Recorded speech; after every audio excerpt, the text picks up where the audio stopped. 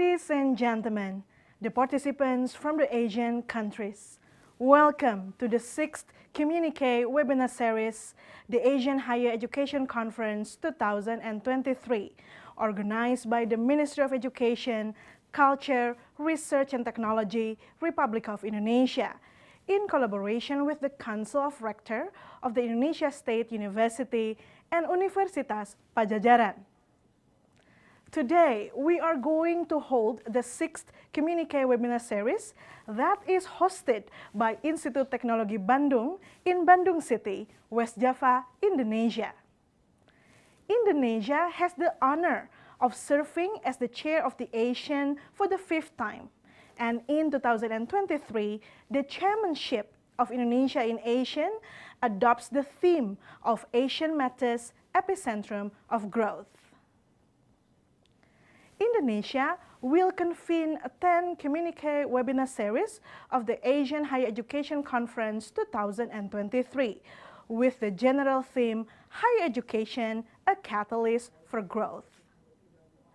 Ladies and gentlemen, we are delighted to welcome everyone to our exceptional event today. We also would like to extend our sincere gratitude and appreciation for all of our speakers as well as the webinar participants. Thank you and welcome all. Ladies and gentlemen, moving on, we are going to start with the webinar with several outstanding speakers from all around Asian countries.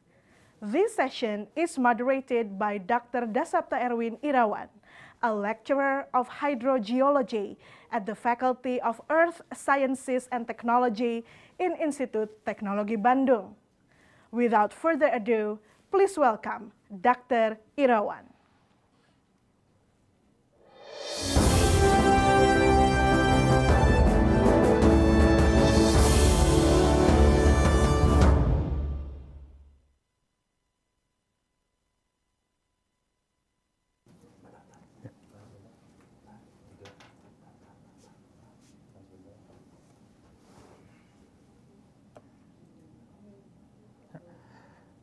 Good afternoon to all the presenters and participants. We are excited to start the 6th Asian Higher Education Conference hosted by the Institut Teknologi Bandung in 2023. Join us as we will be listening to 5 prominent speakers sharing their visions, efforts, and lessons learned about developing digital transformation in higher education, specifically in Southeast Asia countries. For this event, we will have 2 big sessions, 15-minute presentation for each speaker, and 15-minute question and answer sessions after presentation sessions. Participants who wish to ask questions and clarify certain parts of the slides may type in the chat box for the questions. I will categorize the questions and ask the appropriate speakers to respond. And now I would like to introduce each speaker that has been attended the Zoom room. Sincere apology if I mispronounce your name. The first speaker is Dr. Nguyen An Dang, Deputy Director General of the Higher Education Department at the Ministry of Higher Education and Training in Vietnam. Dr. Nguyen earned his bachelor's and master's degrees from Hanoi University before completing his PhD in Chulalongkorn University in Thailand. His interests include mining, geology, and petrochemicals. Prior to his current position, he was a lecturer at Hanoi University. The second speaker is Professor Reini Wirahadikusuma. She obtained her bachelor degree from ITB, followed by a master's degree from Purdue University. She then pursued PhD program at Purdue University in the USA. Her area of specialization is civil engineering. She has actively participated in the development of ITB and has been serving as rector since 2020. She has also been a full professor since 2019 and contributed as the head of Center of Infrastructure and Built Environment at ITB. The third speaker is Dr. Chet Chili from Cambodia.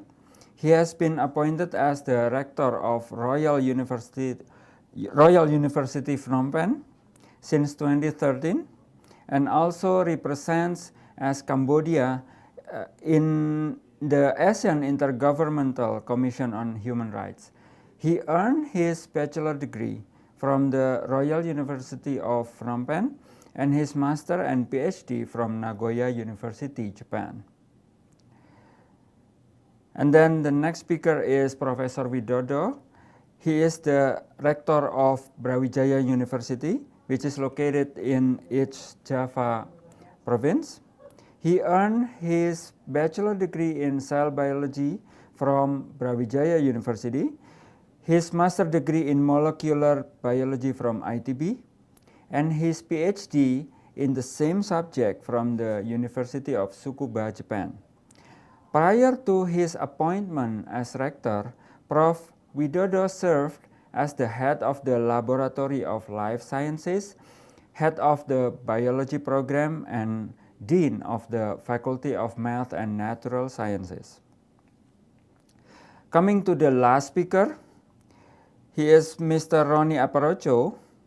He is the Executive Vice President and Chief Operating Officer of Manila Electric Company, or Meralco. He has vast experience in the electrical supply industry in the Philippines, having served as a member of the board of directors of Meralco and also in Aclara Meters, Philippines. Mr. Aparocho obtained his bachelor degree in electrical engineering from Mindanao State University and his MBA from Kellogg School of Management at Northwestern University. And ladies and gentlemen, we are now coming to the presentation session. I invite Dr. Nguyen to deliver his slides within 15 minutes. He will share his thoughts on embracing generative AI and emerging technologies in Vietnamese higher education. This is a very relevant topic as we are increasingly interacting with online robots rather than speaking to real human beings. Dr. Nguyen, the floor is yours.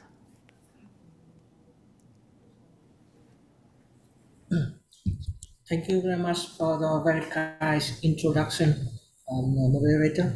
And actually, today I would like to have say sorry for the participant that actually our minister would be the person who present today and talk and share the opinion about the development of technologies and apply in higher education in Vietnam for the periods of upcoming to the period 2020 and 30.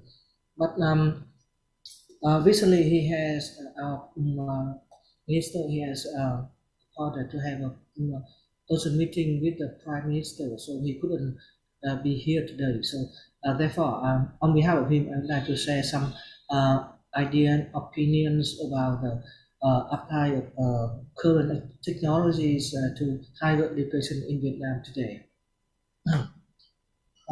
First of all, I would like to share some information about the Vietnam government's about apply of technologies to higher education, especially in application of AI and the first generation of technologies to higher education in Vietnam.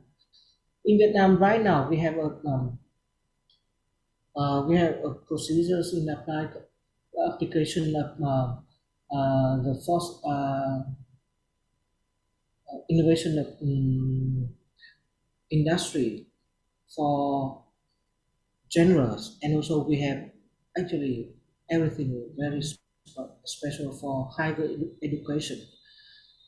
In higher education right now, we are promoting everything activity applied as the project, what we call the project 06, after the signation of our Prime Minister for the application of digital transformation from the periods of 2020, 22 to 2030. In higher education, right now in Vietnam, we are trying promoting development of the first very important thing for the year 2023. We are trying to promote the database. And this is very in line with the years of digital transformation of Vietnam, 2023, that we call the year of database. Therefore, for higher education, we are trying to promote, to build the database, and with the vision to the next 7 years, that means 2020, that we will develop the facilities and everything needed to have a real-time database connection with all the higher education institutions in Vietnam.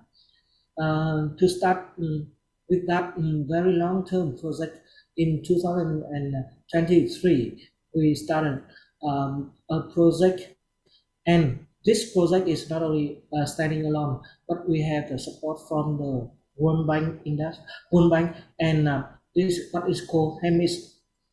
This year, we start with the HEIs by asking and providing the database from every single institution from higher education division of Vietnam.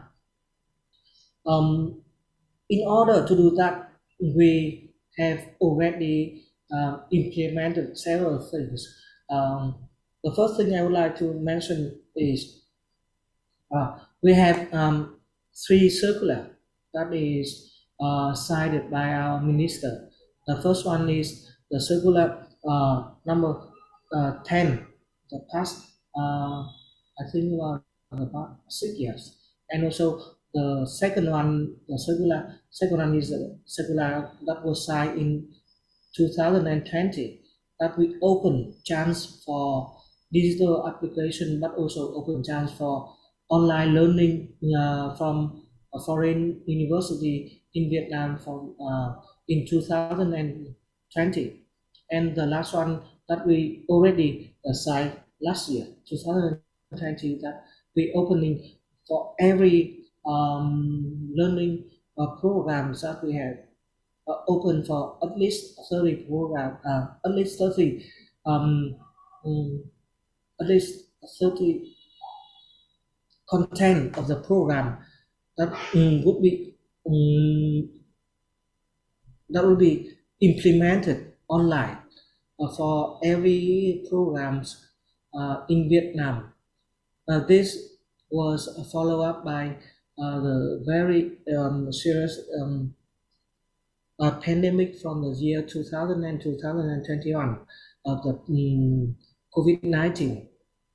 Based on that, after that, government of Vietnam, we think that is very important to develop the programs and also develop the application of modern technology for higher education. Therefore, in Vietnam right now, we are developing the program standard for all every sector of higher education. And in that program standard, we are trying our best to apply modern technologies. We are trying to apply modern technologies to every single program and curriculum from the universities. If every single curriculum and program from individual university that wouldn't meet the current requirement for current technologies, we will ask them to revise and update the program. And regarding the today technologies, in application of AI and the current technologies, we have several approach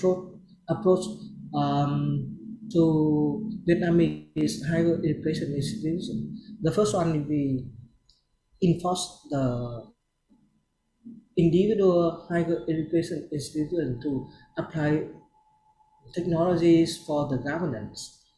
In Vietnam, since the 2020 and 18, we have the amended higher education law, and after that we have the decrees of 1990 for the application of the amended higher education law. We promote the autonomy of higher education. However, we enforce and we would like our higher education institution to apply the 4.0 technologies in governance. One of the very most important in applying the 4.0 technology in governance of each individual university in Vietnam is that we ask them to build a database for higher education. And the second point in application of the 4.0 application, and together with the AI technologies, and actually we all aware of the chat GPT, we ask all the university in Vietnam to be aware that using the and abuse of the chat GPTs and the data source for application for developing and writing the essays and everything and etc. We are aware of that the technologies have two sides. I'm sorry, everyone can hear me because my network shows that the network is unstable.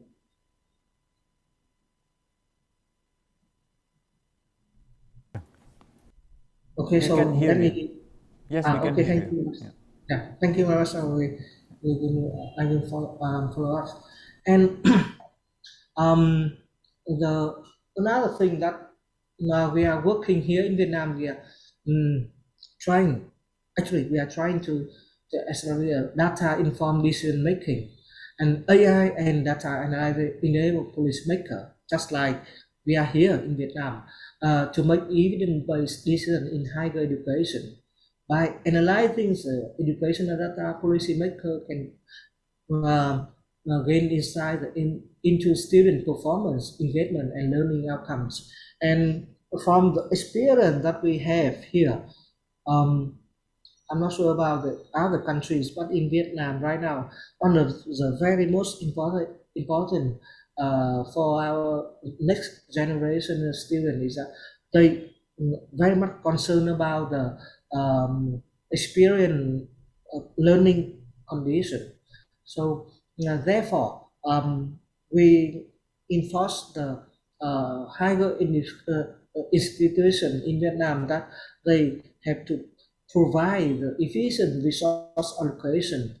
The AI technologies can help us in optimize the resource allocation in higher education, but the AI algorithm have policymaker, but they cannot work for the human beings. Therefore, we enforce and we talk, we discuss with the students to make sure that they have prepared for lifelong learning and upskilling to fit very well with the AI and the chat GPT for the next generations. We recognize the importance of continuous learning and evolving jobs market. Although we understand that the AI can have design programs that offers personalized learning pathway, micro credentials that as the trends of higher education in the world, and the professor development opportunities to meet the changing needs of the workforce. But we do understand that addressing the challenge and risks in applying the technologies, the policymaker can address challenge and risk with the AI and in higher education. The AI and the ChatGPTs can have a lot, but they can establish mechanisms for monitoring and evaluating the impact of the technologies, promote ethical practice, and invest in ongoing professional development to equip educators and administrators with the necessaries. In conclusion, I would like to say about the governance from our Prime Minister in applying the current and the modern technologies for the 4.0 industrial innovation. In Vietnam, we are trying and we hope that in the very near futures we could have a real-time database in the using the advantage of the 4.0 and the AI application. However, we do recognize that we have to see clearly the other sides of using AI and the ChatGPT in the developing of the higher education institution in Vietnam. But also we would like very much to hear the opinions from the other countries and the say of the advantages of using and applying the modern technologies in higher education in their own each individual university in the regions and also in the whole system higher education in Southeast Asia and also in Asia and developing world. Thank you very much.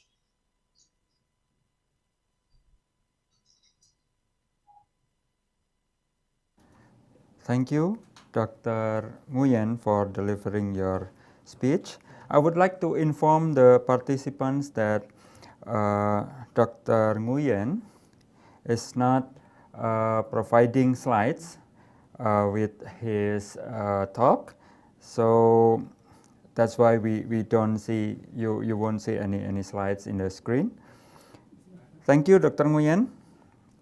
And then the next is Professor Reni. Please, Professor Reni, you may deliver your talk within 15 minutes. Bu Reni will share her slides about maintaining higher education relevance in Indonesia digital era. My apologies, Bu. At normal times, you are the one who regulates me, but for now, it's my turn to regulate you. Oke, terima kasih. Yeah. Oke, Time is ya, yours, Bu. baik.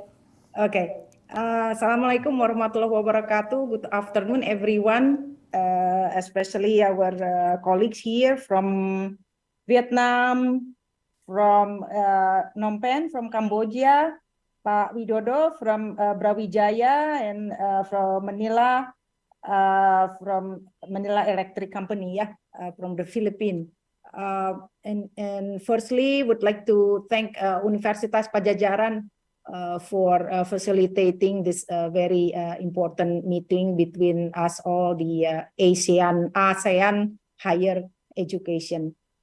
Okay, so first,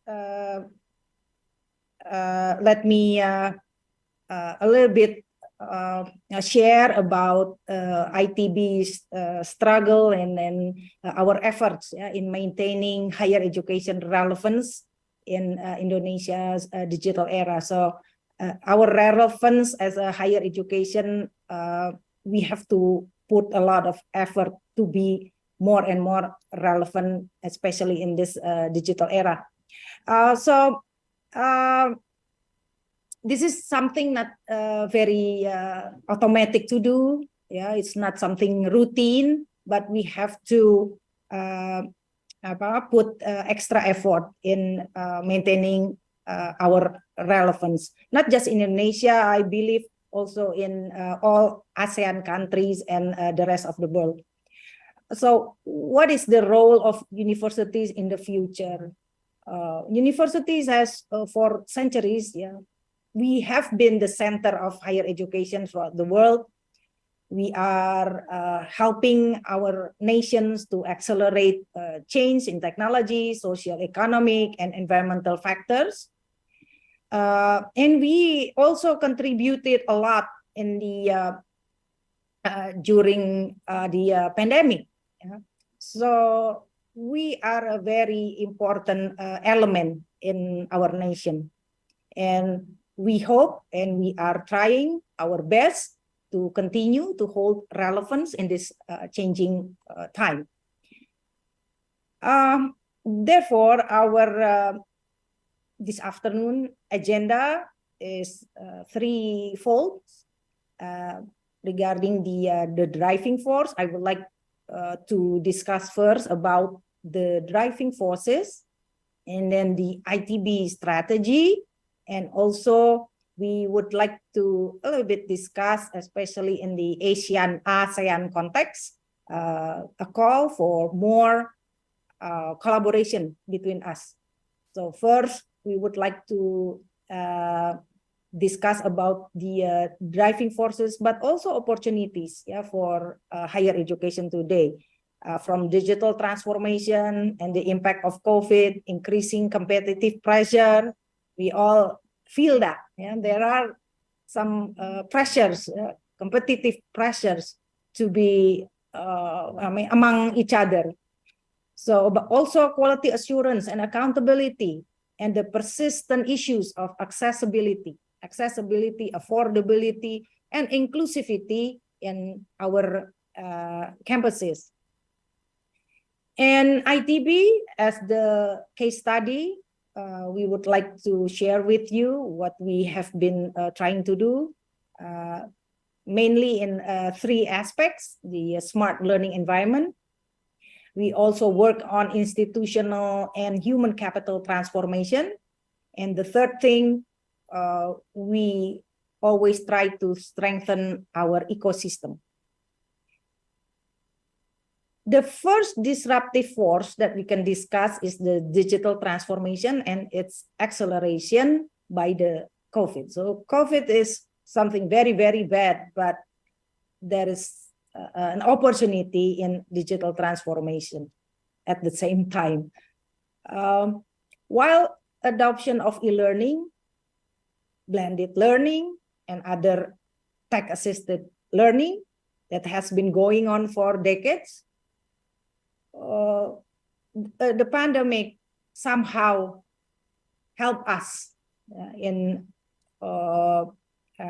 moving further and faster. However, it also highlights, and in some cases, widen inequity. So widen inequity. So the gap is bigger in education based on available resources and infrastructure for different regions of population. In big cities, we don't have much problem, but it's not the same case in many remote areas in our countries. Now, as the pandemic winds down, we can see division, a split in where people and institutions tend to go. Some would be happy to go back to pre-pandemic modes of teaching and learning. Like myself, I am happier being in my office every day. And it cannot be denied that there are advantages to traditional modes of learning.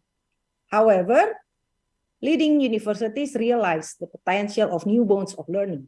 So what we have done during the pandemic, there are some positive things that we want to adopt further in this normal time. So technology enables more general, flexible learning, where learning can take place anywhere, anytime, and it can be more personalized. Data analytics also brings a vast potential to quality assurance, improvement, and analytics in education, while new technologies such as AI poses both threats. Some people think this is a threat, but opportunities, a lot of opportunities as well. So universities should find a good balance between these threats and opportunities.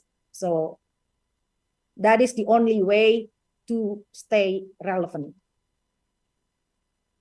The second related driving force is, we would say, the increasing competitive pressures and emerging modes of learning. First, the digital transformation of education, together with globalization, has seen the increased prominence of both new actors and new modes of learning, both from traditional universities around the globe and from newer providers, such as Coursera, edX, other learning platforms. So accelerating change has also required upskilling and reskilling across careers that may not be served well with the traditional program, like our undergraduate or bachelor, master, doctoral program. They all require new modes of learning. This includes reskilling in the so-called 21st century skills that go beyond discipline-specific skills into the domain of digital skills, innovation and creativity, as well as interpersonal skills. So digital transformation has allowed learning to be not dependent on specific time or place. So this is something great, yeah. Not dependent on specific time or place. So there is demand for learning to be more general, flexible, learning anywhere, anytime, anything. But to excel, universities have to adapt by new offering, partnering strategically to both keep up with and also create demand if possible. And the third key force that we would like to discuss is the accessibility of quality education. While technological advances has tremendous potential to increase accessibility and inclusivity of education, this potential is not yet realized. While most ASEAN countries and higher education institutions have an inclusion and diversity strategy, it is often not well executed yet. And there are still wide inequality in access and quality of higher education. So access and quality, there are so much variation. In Indonesia, for example, a lot of higher education campuses are still concentrated in Java Island. ITB is in Java Island, most populated island. So a variation between, I would say, 12,000, yeah, 12,000 or 11,000. Some say there are 11,000 islands in Indonesia. Some say 13,000. So the gap, the variation is tremendous. Yeah, and it also has been widened by COVID. And finally, there is also a discrepancy in the capacity of faculty members in our own institution, not just between campuses, but in our own individual campus. We understand, yeah, the capacity of everyone is also varied. So if we can utilize properly, this technology has the potential to bridge that gap. So if we can utilize it properly. The final driving force that we would like to discuss is the potential for quality assurance and ethics. So on top of bridging the gap of inequality, we also can improve our quality assurance and ethics. While the ASEAN campuses has experienced substantial advantages, such as enhanced efficiency, accessibility, and innovation in this digital transformation, we all do feel some advantages, but we have to pay more attention on the quality assurance and the ethics aspect. Nah, and finally, with technology, we can increase accessibility across time and space. We must also be aware and safeguard against potential bias and discrimination perpetuated by algorithms and other digital tools. So therefore, the government, the universities, we need to establish firm quality control and ethical guidelines. Addressing bias and discrimination in digital transformation initiatives, including algorithmic and machine learning tools, should be our priority. And offering training and support to our colleagues, our faculty and staff in digital literacy skills is very, very essential to promote ethical and effective technology usage. Promoting ethical leadership and recognizing and rewarding ethical behavior. So promoting leadership and also recognize and reward the behavior. This can foster a culture of ethical decision-making within institutions. So by taking these steps, ASEAN can ensure that digital transformation is conducted in a responsible, ethical manner, allowing all members of the academic community to benefit from the advantages the technology offers us. And given all these driving factors, so what should we do? What should we do? So of course, each university has different history, vision, and capability. But in our case, we would like to be both locally relevant, but also respected by our neighbors, especially in ASEAN. So what does this mean? This means that we would like to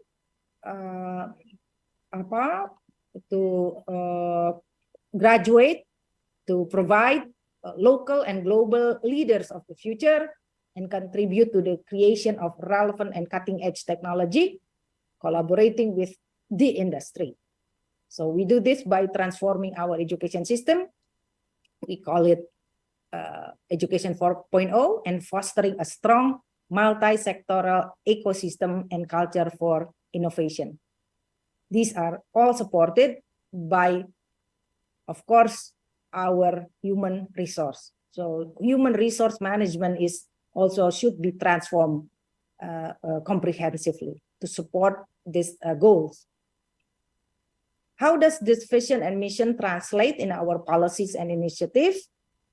So for today, I would like to focus mainly on the education aspect of institution. We develop a meaningful learning experience to the development of smart learning environment, which include both smart curriculum, learning technologies, conducting organization and human capital transformation to create, again, more general, flexible learning.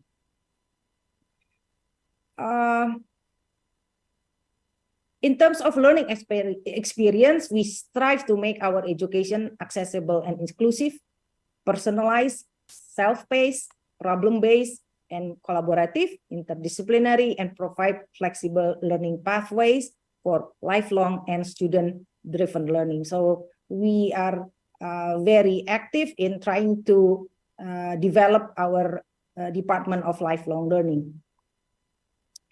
And this is the picture of our EduNext. We call it EduNext, our own internally developed smart learning environment, our own LMS. We call it EduNext. Facilitate all the Education 4.0 in ITB.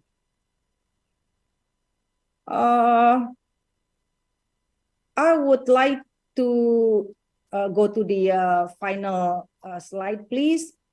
I think I would like to appeal to our ASEAN colleagues for collaboration.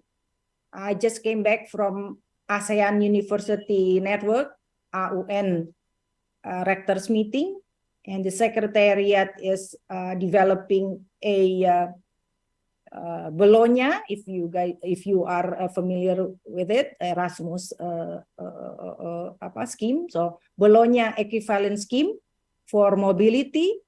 I think that is very promising. It can be the platform for our collaboration. So we are waiting for that scheme to be implemented, the ASEAN equivalent scheme or Bologna equivalent scheme. So it is important for us all that the technology, it is just a tool.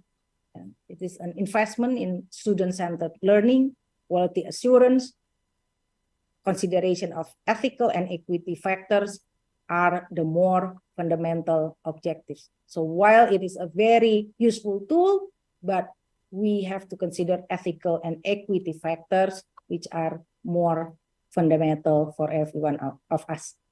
So ASEAN, please contact us. We are ready to collaborate with you to be stronger together. Thank you for your kind attention and your friendship. Wassalamualaikum warahmatullahi wabarakatuh. Thank you, Bu Reni, for delivering the speech. To remind the participants that question directed to Professor Reni will be responded as well by Professor Yusef Rosmansyah, who is attending the meeting as well. He is the Director of Education Development in ITB. So the next speaker will be Dr. Chad Chili. Dr. Chili, it's time for you to step to the virtual stage to share your views on adapting digital transformation in higher education, a Cambodian perspective in supporting mobility. You have 15 minutes. The time is yours. Yeah, thank you very much. First of all,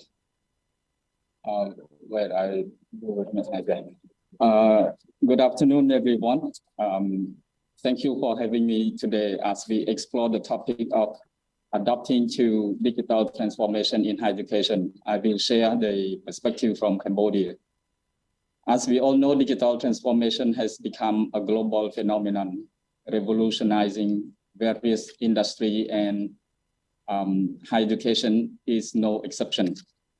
Today, we will discuss the challenges and opportunities faced by Cambodian higher education institutions in this ever-evolving landscape and provide insight, recommendation for successful adaptation. Digital transformation refers to the integration of digital technologies into every aspect of an organization or industry, fundamentally changing how things are done. In higher education, this involves utilizing technology to enhance teaching, learning, and administrative processes. Key technology driving this transformation include online learning platform, virtual classroom, AI-driven educational tools, and data analytics. Cambodian higher education institutions, however, have faced numerous challenges, including limited access to the quality education, inadequate infrastructures, and lack of financial resources. Additionally, there is a need to address curriculum relevance and alignment with industry demands. However, these challenges also present opportunity for growth and transformation. The digital transformation presents substantial opportunity to address the challenges faced by Cambodian higher education. Firstly, it can help bridge the gaps in access to quality education through online courses, virtual classroom, and open educational resources. These technologies enable students from remote areas of the country to access quality education and provide opportunities for lifelong learning. Secondly, digital tools and resources can enhance teaching and learning experiences, promoting students' engagement, personalized learning, and collaborative pedagogies. Lastly, administrative processes can be streamlined through digitized student records, online enrollment, and automation tools, reducing paperwork and improving efficiency of the administration. In the recent years, Cambodia has witnessed the emergence of initiatives and success stories in its higher education landscape. The Cambodian e-learning consortium, comprising several universities and organizations, is at the forefront of promoting e-learning and collaboration among institutions. What we call here in Cambodia is that a Cambodian cyber university network. Several leading institutions joined together to create that network. Digital libraries and open access initiatives have also surfaced, providing students and educators with free and easily accessible learning resources. Furthermore, innovative edtech startups have emerged, developing locally relevant digital tools and pedagogies. While the digital transformation presents tremendous opportunities, certain challenges must be also addressed. Cambodian higher education institutions are still grappling with limited infrastructures and connectivities, particularly in the rural areas of the country. The digital literacy and skills gap among both students and teachers need to be addressed. To effectively utilize digital tools and technologies, however, there are also significant opportunities for growth, including collaboration with international institutions, leveraging expertise and resources to accelerate digital transformation. Additionally, the government's commitment to support and fund digital initiative in higher education is crucial for the success. I can give example for this point is that we have the support from Swedish International Development Agency to improve our physical infrastructure to improve our hardware infrastructure.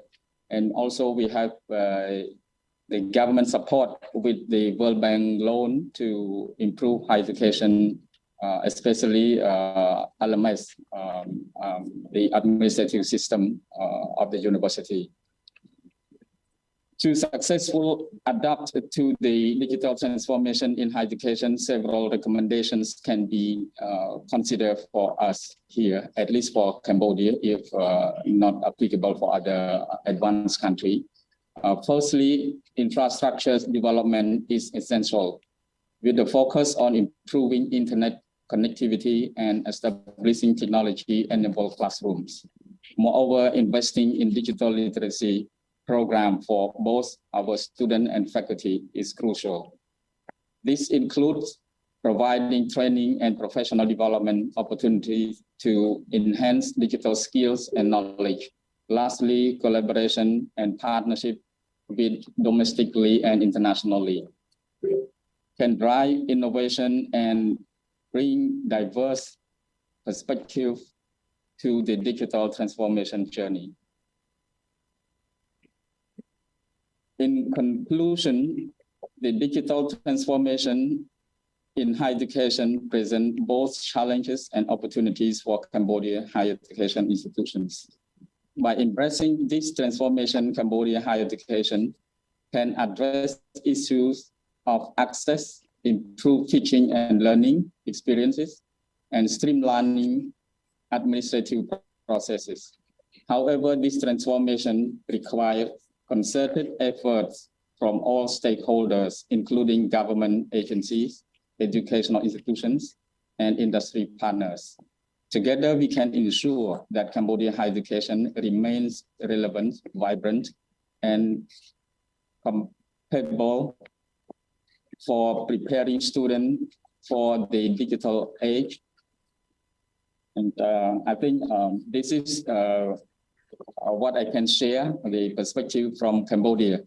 And thank you very much for the attention. Thank you. The host, I give back to you. Thank you, Dr. Chili, for the speech. Next, it will be Professor Widodo's turn to deliver his slides on ethical issues in digital transformation of Indonesian higher education.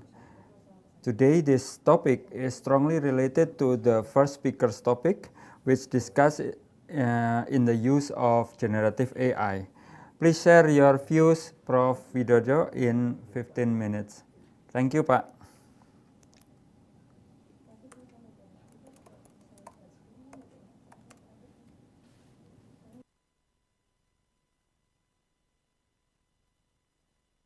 Can you see my slide?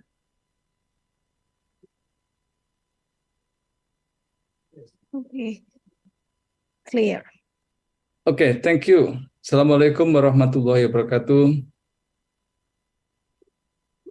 Good evening, everybody. So, first of all, I would like thanks for the committee for inviting me for discussing or sharing about ethical issues in digital transformation of Indonesia higher education. So I think I will not present so much data because I just got appointed to present today only a few days ago. But I would like to try to give some insight what we are things regarding the digital transformations in Indonesia. So we think that digital transformation is kind of opportunity for the university in changing the operations in all of the activity, not only for teaching learning process, but in services to the teachers, to the stakeholders, and of course to the students. And digital transformation also is very important to increase the capacity of university, especially to improve efficiency in the management process, innovations, and also change of the culture in the learning process, services, and of course in the research collaborations. In Indonesia also, the digital transformation also is very important and also provide the way for young generation who do not able enter to the university. Because I think a lot of young generation, especially graduate of high school, is not have opportunity also to study in university conventionally. Just like in the statistical data in 2018, for example, the graduate of high school around 2.9 million, while the university capacity in Indonesia only 1.8 million. So it's like this gap around 1 million graduate of high schools need facility to study more, especially in the higher educations. And also, I think this is a really good an opportunity for education in Indonesia to transform all in the digitals. And also, changes in the technology, for example, and the digital education also getting more competitive, I think, with the platform massive open online course or MOOC worldwide. So I think also, of course, this is good, especially for everyone. They can learn more easy and maybe more cheap also. But this is the challenges for university to maintain the quality of the educations. And also, I think the university, and also I think for government also, sorry, I stuck for the slide.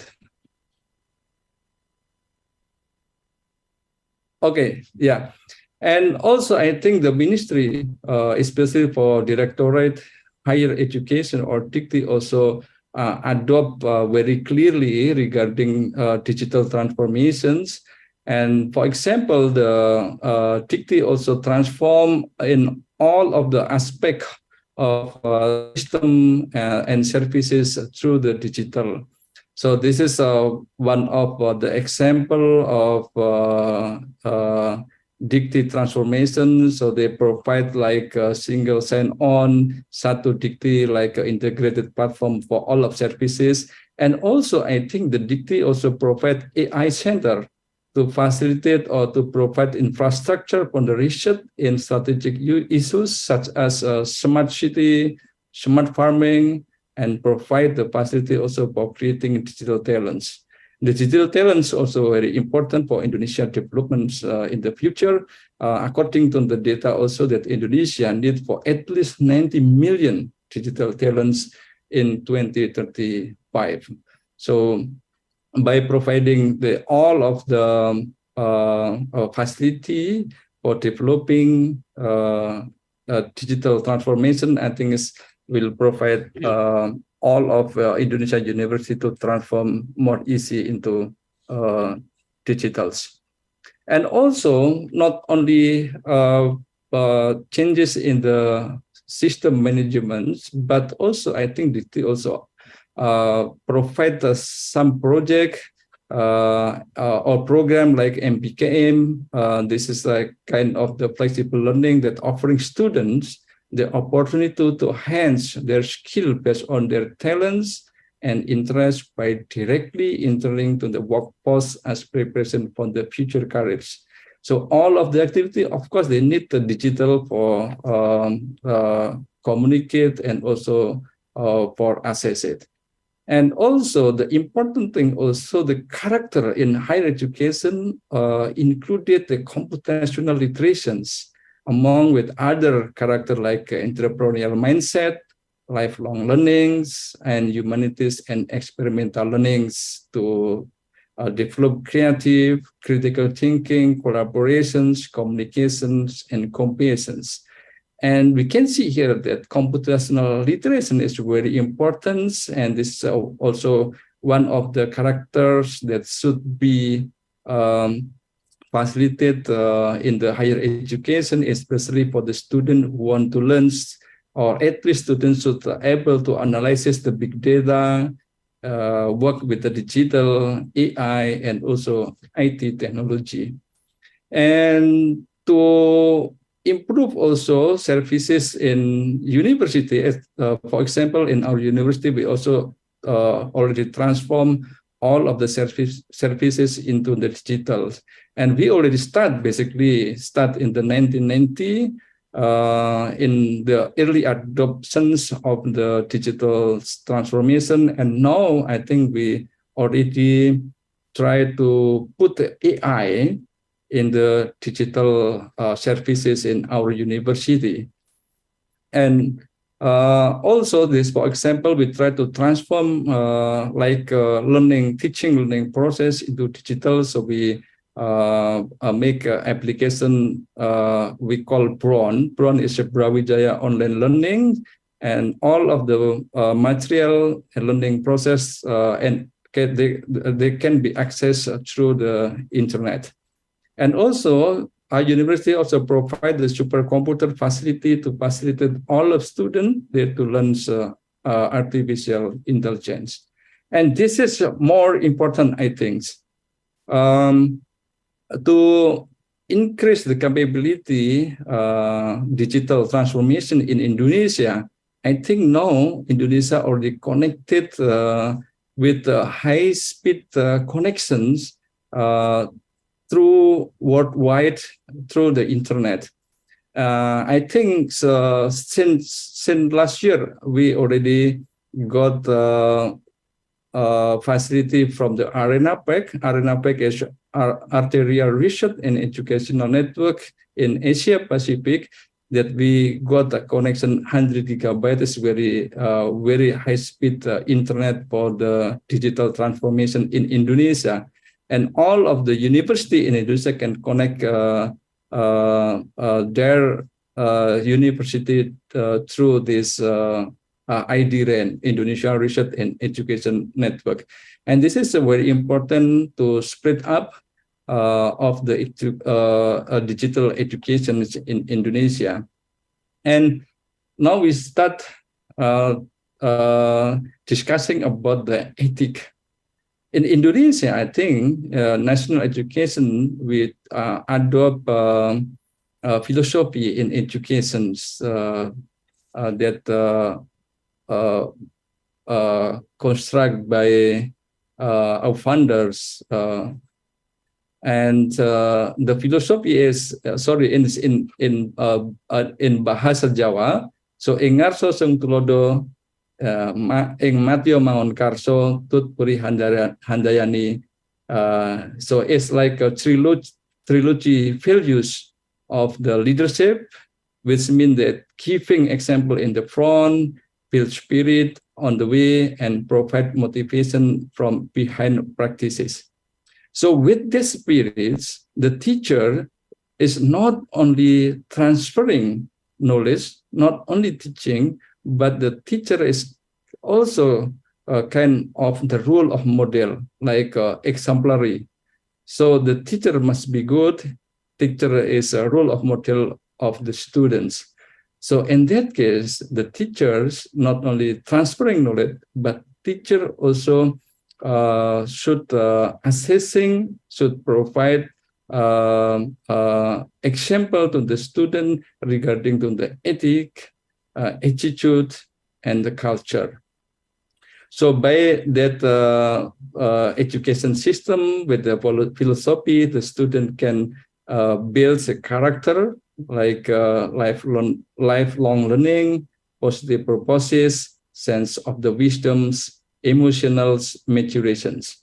So with that good character, I think it's more easy for Indonesia to build a good society and good civilizations. And of course, it's also for the foster of humanity. And with this good character also will more easy for the student to improve or to build their career opportunity in the future. However, by transforming education in the digital is kind of not easy to adopt the philosophy, because you know the character is really depending on the environments. And by the digital, so we cannot manipulate the environment where the application for that already open. So the student also sometimes can only ask the AI application to do what assignment, for example. And also by digital educations, they look like the shift in the habit and norms. For example, sometimes during the online teaching, for example, we can look that lack motivation, sometimes not discipline, sometimes is not appears, and also I think this also safe in the soft skill capacity of the student. I think this still challenge. And important thing is, I think other challenges also for the educations, digital education in Indonesia, for example, is equity and diversity. And you know that the main purpose of the online education is to make more learning accessible for all. But we can see, for example, in Indonesia, so the student or learners are from different economic, social, and geographical, and sometimes in some remote areas, not easy also to get signal to learn online. And also, for example, adoptions of wrong narrative, surveillance, and consent also, I think one of the homework that we should take care. So by exchange between student and teacher in online condition, for example, I think it's very difficult to ensure that the learners is learning what we are delivered. And moreover, that, for example, the student also can look at material through the online, but we can see that all of information online, mostly they are fragmented. So I think it's also not easy for students to elaborate all of information that they are looking through to the online. And also I think other challenge is assessing of the learnings. Yeah, assessing of the learning also sometimes is not easy to give a good good way to assess a student through the internet or through the online systems, especially to assess the ethic of the student through the online. Yeah, I think this all maybe that homework or challenge of the digital educations. I think it's not only in Indonesia. I think similar with other country. I think that's all. Thank you so much, and we are waiting for collaboration with Asia friends. Thank you. Thank you, moderators.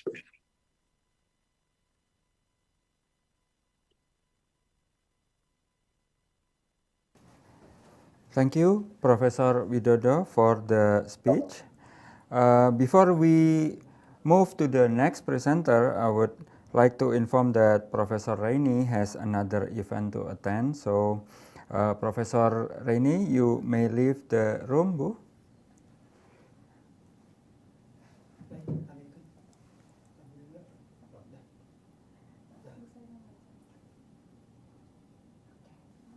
Yeah. Now, moving on to our final speaker, I would like to invite Mr. Aparocho to deliver his talk on the role of Philippine electricity in driving digital transformation in higher education. Electricity is one of the main backbones in turning analog classes into digital ones, just to mention one of its functions. Please begin, Mr. Aparocho. You have 15 minutes. Thank you.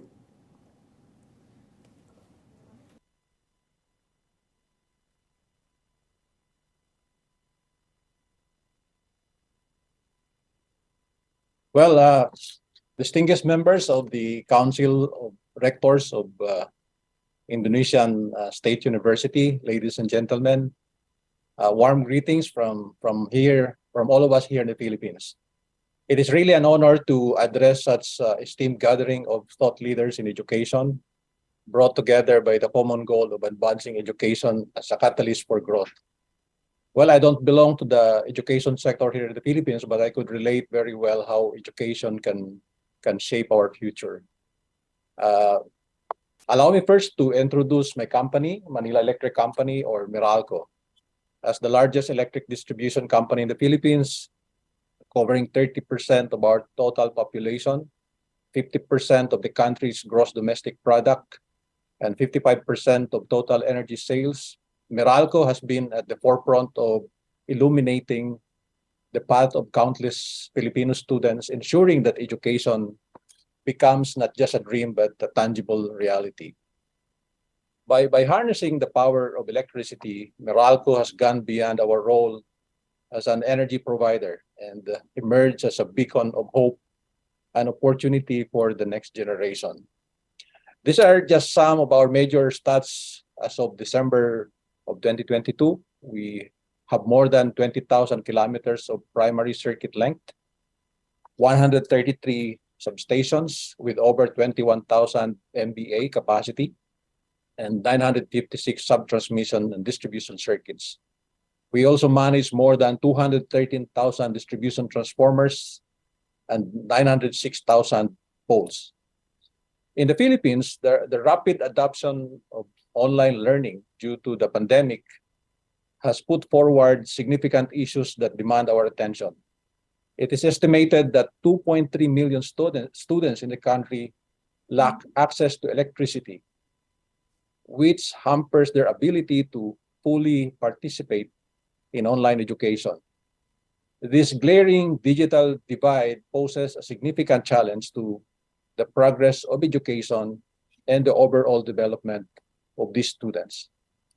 Furthermore, it is disheartening to note that the Philippines is one of the countries in ASEAN with the highest dropout rate, with 1 out of every 10 Filipino youths being out of school.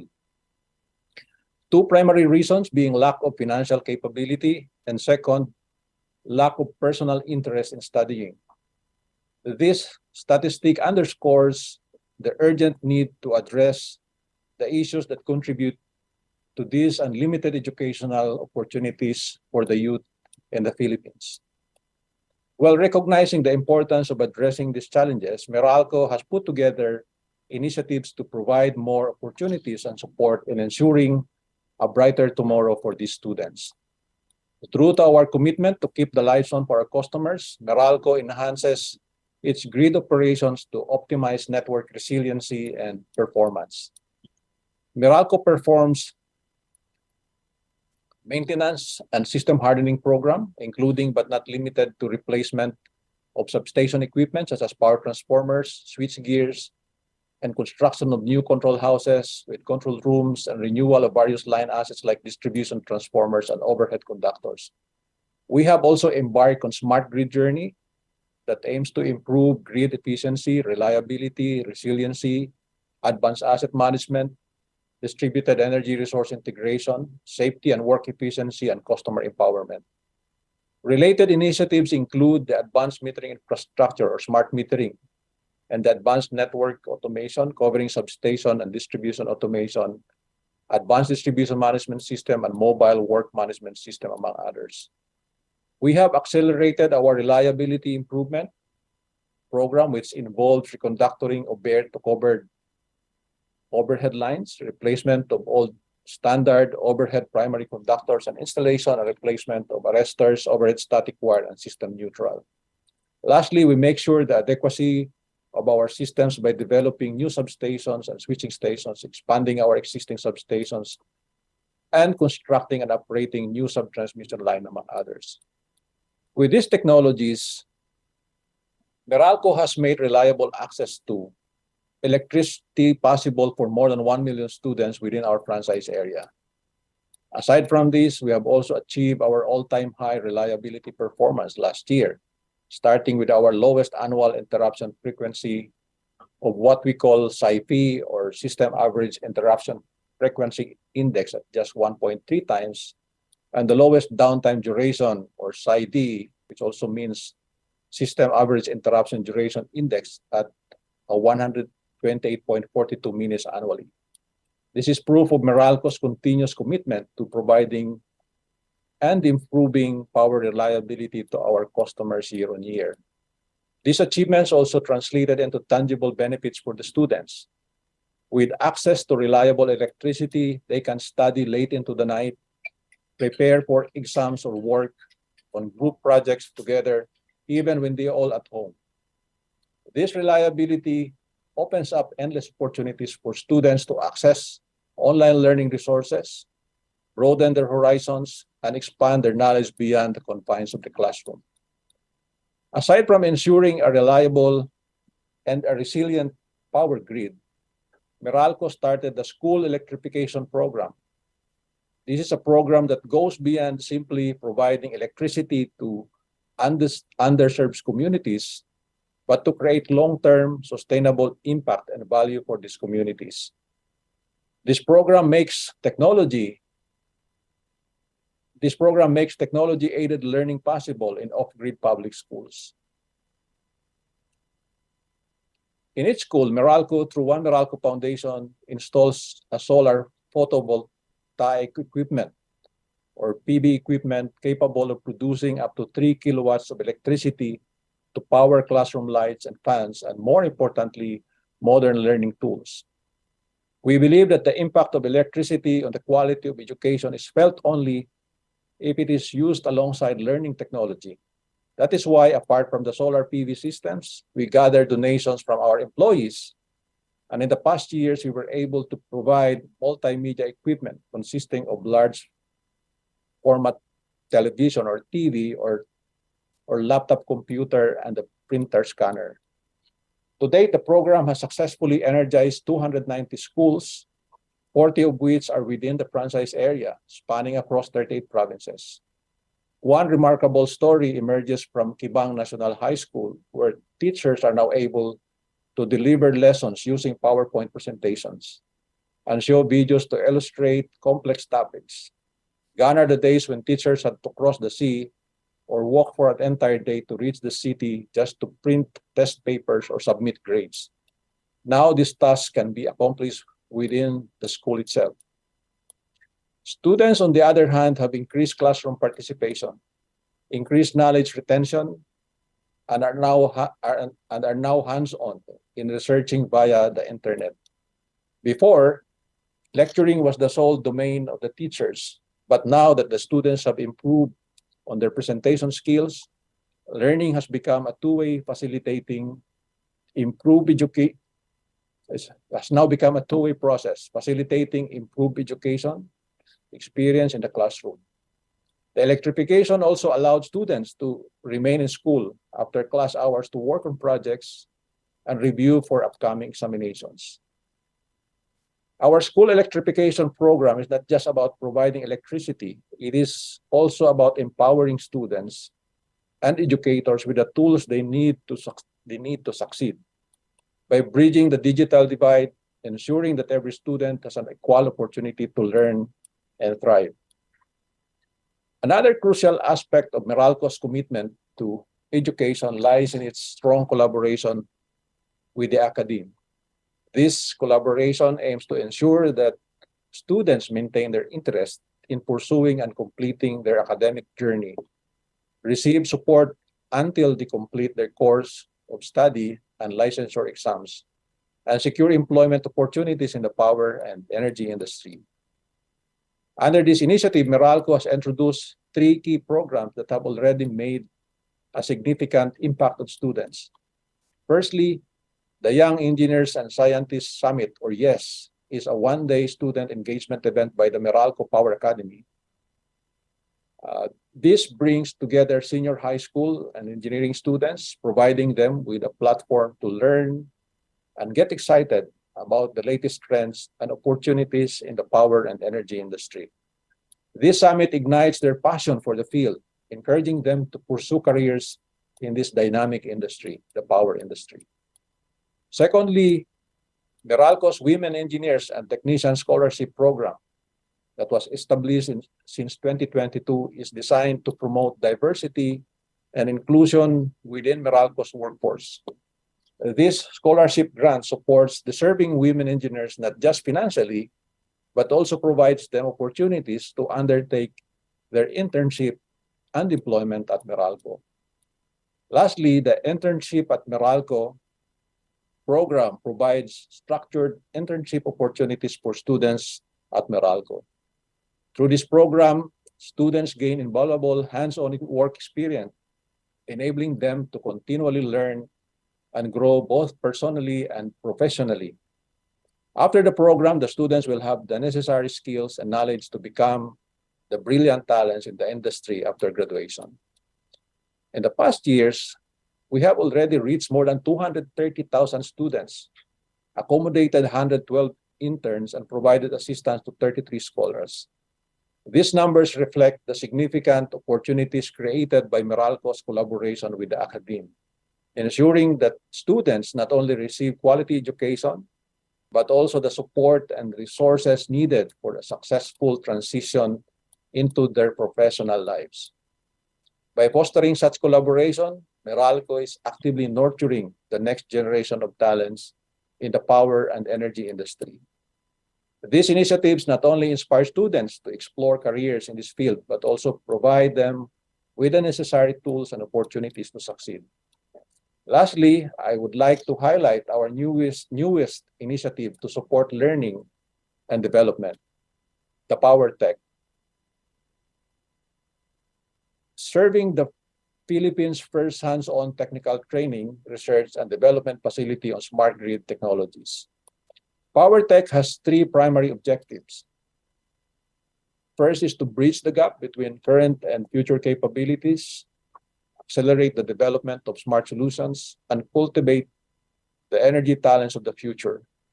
It plays a vital role in advancing the power industry by providing a platform for innovation, research, and hands-on learning. This facility is not only limited to Meralco's use, but is also open to the academe. It offers a unique opportunity for students to learn about the future of the power industry and utilize the facility for the thesis and hands-on learning requirements. By allowing access to power tech, Meralco is actively supporting the education sector and empowering students to explore cutting-edge technologies and develop practical skills. PowerTech houses 9 state-of-the-art laboratories. Each is equipped with advanced equipment and technology. We have the distribution automation test yard. We have the smart and conventional substation. We have the microgrid lab, the asset diagnostic lab, the advanced metering infrastructure or AMI laboratory, the EV or electric vehicle charging station, the smart home, the Pixel or PowerTech innovation and experience lab, and at the heart of it all, the control center. Together, these laboratories create an immersive and comprehensive learning environment for both our engineers and students. With a capacity to accommodate 21,600 training Mondays, PowerTech is a hub of knowledge and innovation. It acts as a catalyst for the development of smart grid solutions, fosters collaboration between industry experts and the academe, and propels the power industry into a sustainable and technology-advanced future. In conclusion, Meralco's continuous efforts to ensure a resilient and reliable grid provide electricity to underserved schools through the school electrification program, and strengthened partnership with the academe have brought us closer to a brighter tomorrow for Filipino students with an unwavering commitment to keeping the lights on. Meralco empowers students, enabling them to thrive academically and pursue their dreams. Moving forward, Meralco remains dedicated to further strengthening collaboration with the academe, creating valuable programs, expanding regional partnerships through HAPUA, or Heads of Asean Power Utilities Association, and ASIAP, or Association of Electric Supply Industry in East Asia and the Western Pacific, and supporting digital transformation. By doing so, we are fostering the development of energy talents of the future, driving innovation and ensuring a sustainable and prosperous future for all. And together, let us illuminate the path to a brighter tomorrow where education, opportunity, and progress shine brightly for every Filipino student. Thank you very much.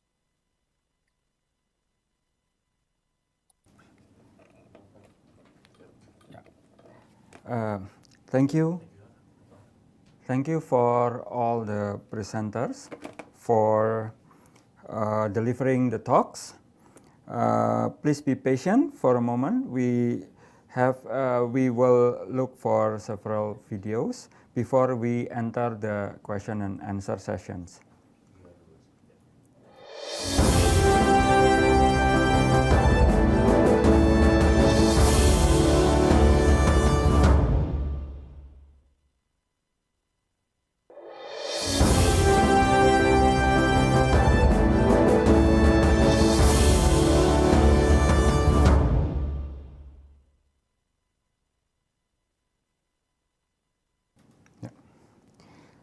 So we are moving on to the question and answer sessions.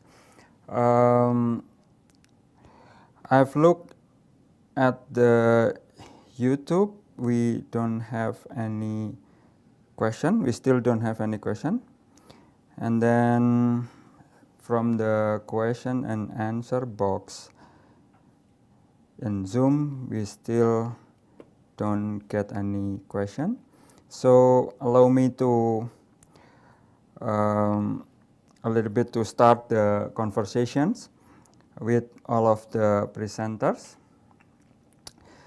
My first question is for Dr. Nguyen. Dr. Nguyen, Do you can you hear my voice? Just hear clearly. Yeah, great. Dr. Nguyen, about your speech, do you aware of the effort to build different kind of generative AI in Vietnam? You know, different kind of AI besides using ChatGPT. Do you know any efforts on that?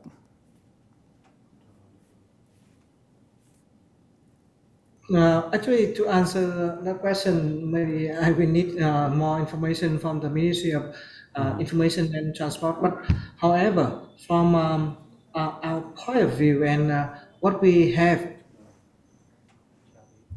um, what we have here, actually we do not receive anything else from the just GPTs for higher education institution in Vietnam. Okay, so as far as you know, it's still using ChatGPT technology, right, Doctor? Right, and last question, maybe could you repeat? I heard that you mentioned about the law in using generative AI in Vietnam, or did I mishear your information? Is there any law on that? No. We do not have any law about the AI in Vietnam. Okay. Thank you, Dr. Nguyen, for the clarifications. Thanks. Yeah, and then the second question, we still have no question. We have one question, but it's for Mr. Aparocho. We can save it later. Now, my second discussion would direct to ITB, Pak Yusep. Pak Yusep, as the Director of Education Development in ITB, could you predict how we may balance between the threats and the opportunity of using AI, Pak? Because to find the balance, we need to have trials, ya, Pak. Right. Could you respond on that, Pak? Thank you, Pak. Sure, thank you, Pak. Okay, this is a challenging question, yeah. I think at ITB, to the best of my knowledge, we turn all threats to opportunities as we possibly can. So with AI also similar. So all these years, we focus on the best we can do with those we can control, we have, yeah, and treat external factors as extra challenges. So through digital transformation, which is currently underway in full force, we are harmonizing all sources that we have, human capital, facilities, partners, alumni, etc. With careful planning and control, we execute in terms of our strategic planning, step by step. So also with AI, yeah, in ITB currently we are preparing the ethical codes, yeah, by the Senate, and for the time being, we just try to familiarize with it, and then take benefit of it. So in terms of ethical codes, ethical conducts, and regulation, I think we are following those published by the Ministry of Education and Culture through the Directorate General of Higher Education. But internally, we are also preparing the ethical conducts for that. Okay. Yeah. That's, I think, our answer, Dr. Erwin. Thank you so much. Yeah, thank you, Pak. Just to clarify, we do have a national regulation on the ethics on using AI, right, Pak? Just to clarify your statement.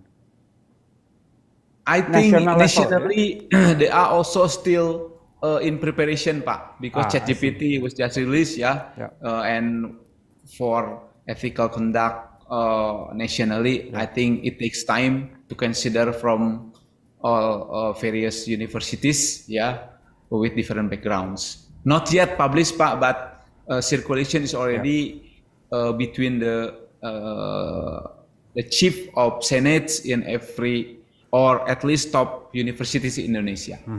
Right. Thank you, Pak. Just a quick further question to clarify. About the development of AI usage in ITB, how about the funding, Pak? Because the funding can be related to the burden for students, the tuitions, I mean. Is there any portion of the tuition to fund the digital transformation in ITB, Pak? Okay, so put the AI aside, yeah, we have the Center for AI, and the funding of those of this center comes mainly at the moment from the collaboration with the partners, the industrial partners, and also from the government. And for the digital transformation, as with any public state-owned universities, ITB's fund comes from different sources, including from government and from the community, yeah, from the people. So because digital transformation is a important program in ITB, led by Professor Reni, yeah, director. So the origin of the funding of the digital transformation in ITB also comes from different sources, because it is funded by the account, the fund of which comes from different sources. We don't know exactly how many percent comes from the public, how many percent comes from the government, from the partnerships, but usually because it comes from one bulk account, but so basically it is in general, usually in ITB 30% comes from the government and the rest comes from the effort of ITB in generating the sources, including from public, students, and also industrial partnerships. Thank you, Pak. That's the answer. Thank you, Pak. Yeah, thank you. For sure, ITB will guarantee the inclusivity and the equity, ya, Pak. That's for sure. Sure, right? yeah. As mentioned by Bu Rektor. Yeah. That is Yeah. important. Thank you, Pak Yusef. Now, related to the similar question, Dr. Chili. Can you hear me, Dr. Chili? Yes, I can hear you. Yeah. My first question, did I mention your name correctly? Yes, correct. Yeah, perfectly correct. Yeah, thank you, Dr. Chili. Related to the funding, you mentioned that Cambodia also faced some challenges for digital transformation, right? One of them is funding. Do you have support for funding as well, Dr. Chili? And where is it coming from? Yes, we have two main sources of funding, one from the government and another one from international partners. Okay. Like I already mentioned that Swedish International Development Agency fund us from 2019 to 2024 to improve our hardware infrastructures of our three campuses here. And we also have a government funding support, but actually it is from the loan from the World Bank. What we call that project is Higher Education Improvement Project. Basically, it is for the new landscape of higher education related with digital improvement. Yeah. So you have funding support from other parties, right? Yes. Yeah, from government and from international partner. Yeah. Another one question from the floor. Actually, the question is directed to all the rectors, but maybe in this occasion, I will ask you about this question. The question is, are you all open to developing collaboration in enhancing the quality of education amongst Asian higher education? and in what form is most executable? So she or he was asking about the openness of the universities in Southeast Asia on collaboration, Dr. Chili, towards the enhancing the quality of education, and what form is most executable, Dr. Chili. Can you respond on that? Yes, of course, we are open. One of our strategy is the internationalization of our university, and we increase our outreach. And some courses now we already provide online, mostly in social science. And our students from abroad can study without coming to my university.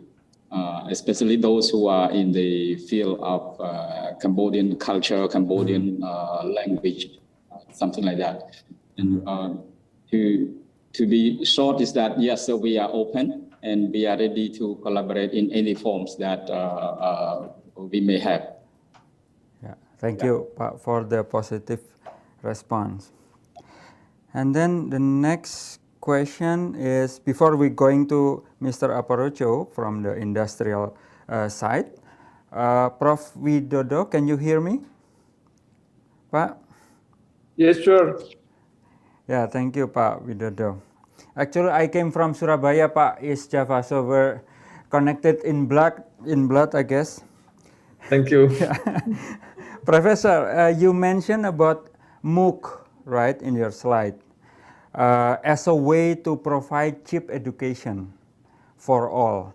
What's your comments on this principle of MOOC as cheap education versus the model of Indonesia's higher education, Pak, that is getting pricier with time, Pak? Do you have any comment on that? The cheap versus the expensive one, Pak? Okay, thank you. So what I mean is a cheap because of the learners or student, they can open, they can read or they can follow the open course, and they not need to get a certificate from university. Then they cheaper to look to get the knowledge. I mean, but I think the higher education also today also provide the many, I think, open course also in the SPADA. So you can search in the website, the SPADA. SPADA also provide the open course, so everyone also can learn through the website. Is free also. Yeah. So I mean the MOOC is cheap for anyone who want to learn basically. But and also, for example, higher education also this also they have regulation that a student or university may open online course, fully online. So this is also good, I think, for students who have difficulty, especially in economic or time, that should attend the regularly course in the university. Yeah, I think that's all. Yeah, but do you mean about the SPADA? Do you mean the SPADA that provided by Dikti, Pak? The SPADA is like open course, I think. Yeah. Yeah, provided by Dikti, right, Pak? Provided by Dikti, right. Okay. Yeah, for those coming from another countries aside to Indonesia, our ministry through the Directorate of Higher Education have provide online platform called SPADA, SPADA, that provide cheap continuing education, ya Pak, packages. Yes, nah? and free also. I think free, all of them. Okay, free continuing education for anyone in Indonesia. Thank you, Prof. Widodo, for your answer. And then coming to the last question for Mr. Aparocho, I think the question could be from student. I think The question is, does Morelco have international internship program that allows international students to get opportunities to do internship at the company? That's the question, Mr. Aparojo. Well, thank you so much. Yes, we have that program in the company. In fact, just want to share with you that early this year, we hosted students from Sudo High School of South Korea. South Korea. Those are the, South Korea. So Sudo High School is the leading technical high school in Korea, wherein graduates are immediately employed by the big companies there in Korea, like Samsung, like LG, and the utility KEPCO in Korea. So we have this program wherein they will be they're sending their students to do some sort of a cultural and technical immersion. And yes, they enjoy their stay here, and we're sustaining that program. And we have plans also of sending our engineers there in Korea to get to know the latest technology that they're adopting, and to visit also their research institute, which is KEPRI, the Korean Institute of Power Research Institute in Korea. So yes, the answer is yes, we have that international program. Is it open for any nationality, Pak, Mr. Aparojo? Yeah, of course. At least for Southeast Asian countries, right? You're very much welcome. In fact, to share with you, I'm also the chairman of the technical committee for Asia, wherein utility from Indonesia is a member. So we have been exchanging best practices, and you're very much welcome. Yeah, and another quick question from me, Pak, because I have this interest in how you can increase the electricity rate in Philippines, right? So my question is, does Meralco give privileges or special benefits or special rates for higher educations for this digital transformation purpose, Pak? Do you give any privileges for those universities? Actually, we're partnering with the leading universities here in the Philippines, like University of the Philippines. So we have this program wherein we're sending our best students to take up advanced courses in the university, but primarily technical or engineering courses or electrical engineering courses. Okay. And the benefit or privilege is that if our students would attain a somehow satisfactory grade, then the tuition fee will be subsidized by the company. So the student doesn't have to pay anything for his education. Yeah. So many of our students are availing that program, and it's a very good program.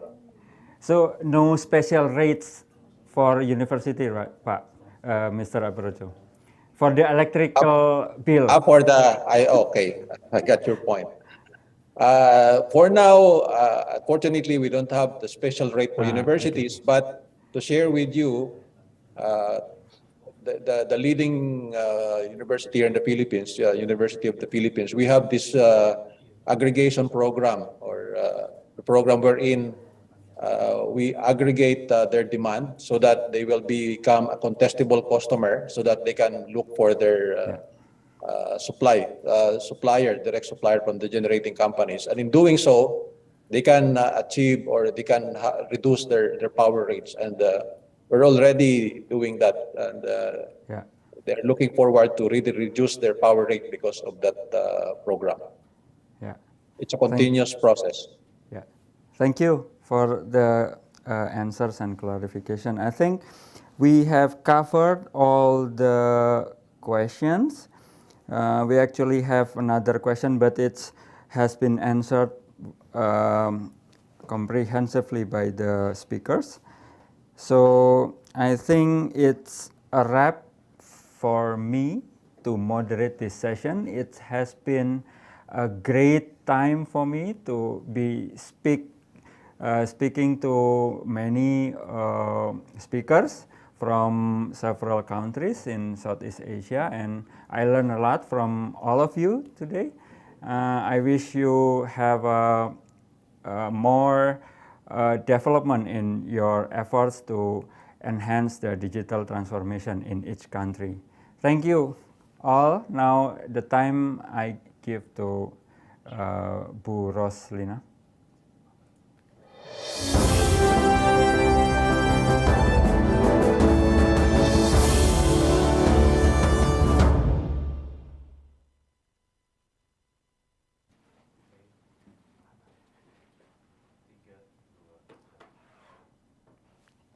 Ladies and gentlemen, the previous remarks designated that the 6th Communique webinar series has come to an end. This webinar was full with enthusiastic participants, and for that, we would like to express our genuine appreciation for taking the time to attend this event today. It was lovely to see everyone participated and contributed to the event's dynamic atmosphere. Your presence and engagement is much appreciated and contributed to its success. We kindly remind you all to sign up for the next Communique webinar series that will be aired on Wednesday, July the 19th, 2023, hosted by Universitas Terbuka with the topic of climate change mitigation. Thank you for your dearest appreciation, and hope to see you again in the 7th Communique webinar series.